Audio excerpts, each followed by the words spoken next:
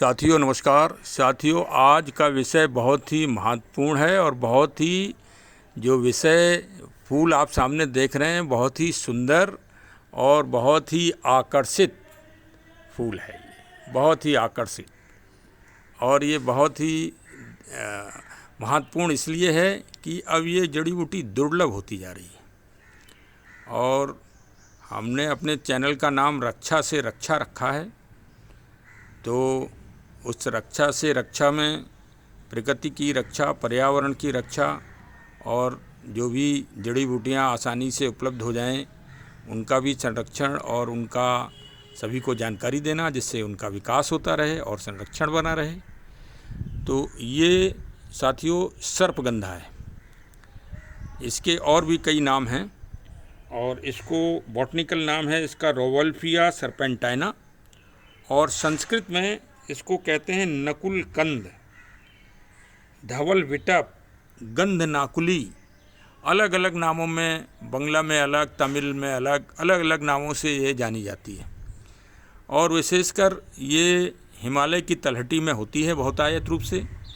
पहले हमारे आपके इधर भी हुआ करती थी, लेकिन अब इसका दोहन जैसे सभी जड़ी बूटियों का हुआ है वैसे इसका भी हुआ है और ये दुर्लभ उसमें अब आ गई है, क्योंकि ये बहुत ही हमारा जो शारीरिक विकार में ब्लड प्रेशर की जो शिकायत जैसे बढ़ती जा रही है वैसे इसका दोहन भी बढ़ता जा रहा है। ये ब्लड प्रेशर की बड़ी अचूक दवा है, रक्तचाप के लिए बहुत ही अचूक। इसकी सभी चीज़ें काम आती हैं, पत्ते, फूल और फल और जड़, विशेष रूप से जड़ और निद्रा संबंधी जितने विकार हैं, तनाव वाले विकार जितने भी हैं, उनमें ये बहुत कारगर है और 50 रोगों में प्रत्यक्ष और अप्रत्यक्ष रूप से काम करती है। और इसको मैंने अपने गमले में लगाया है और देखिए इसकी सेवा की है, बहुत अच्छा स्वस्थ हो गई है ये और इसका फूल बहुत ही सुंदर, बहुत ही अच्छे आए हैं देखिए। और सबसे बड़ी ताजुब की बात ये है फूलों में कि ये करीब 2 महीने हो गए हैं। 2 महीने में इसी तरह से स्वस्थ और बहुत ही आकर्षित, देखिए कितने सुंदर और आकर्षण हैं इनमें।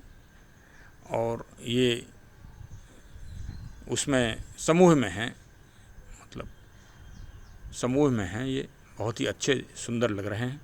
और इसको कुछ नहीं, ये अभी बरसात के टाइम इसमें फल आएंगे और फलों को जब फल तोड़ के और फिर उनको थोड़ा सुखा के और उनको प्लांटेशन उनका कर दिया जाएगा तो पौधे प्राप्त हो जाएंगे। ये साधारण है। और सबसे बड़ी बात यह है कि शहरों में मिट्टी मिलना बड़ा मुश्किल हो गया है। नर्सरी वाले 100 150 रुपए में एक बोरी मिट्टी देते हैं। मतलब ख़रीदना भी बड़ा टेढ़ा काम है। कहीं से भी मिट्टी मिल जाए, उसी में इसको आप साधारण गमले में लगाइए। गमला थोड़ा बड़ा हो, 12 इंच 1 इंच का हो, 14 इंच का हो, जैसे ये हमारा बड़ा गमला है।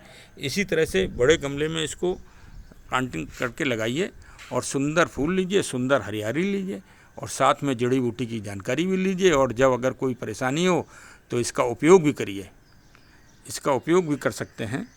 और ये और भी कई विकारों में है। अगर ब्लड प्रेशर की शिकायत है तो इसकी पत्ती रोज़ 2-3 पत्ती रोज़ खाइए, गर्म पानी के साथ, हल्के गुनगुने पानी के साथ, और फिर इसका परिणाम देखिए 15 दिन के अंदर आपको आराम मिलेगा।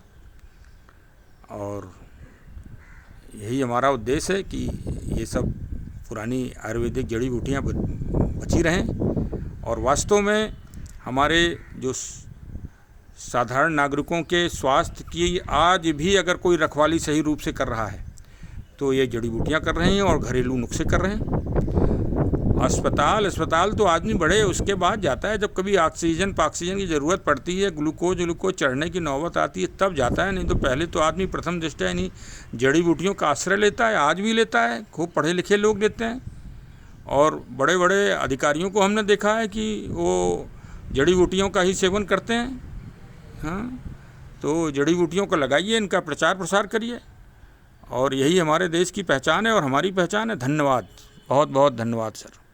हमारे चैनल को सब्सक्राइब करिए और इसको फॉरवर्ड करिए जिससे सभी को अधिक से अधिक जानकारी हो। और मैं इसी तरह की जानकारियाँ दे रहा हूँ और आगे भी देता रहूँगा और आप लोगों का सहयोग भी मिलता रहूँगा। मेरे एक परिचित हैं, उन्होंने भी एक जड़ी बूटी मेरे पास का विवरण भेजा है और मैं उसका और डिटेल और जानकारी करने के बाद फिर उसके बारे में भी आपको जानकारी दूंगा। बहुत बहुत धन्यवाद। Thank you.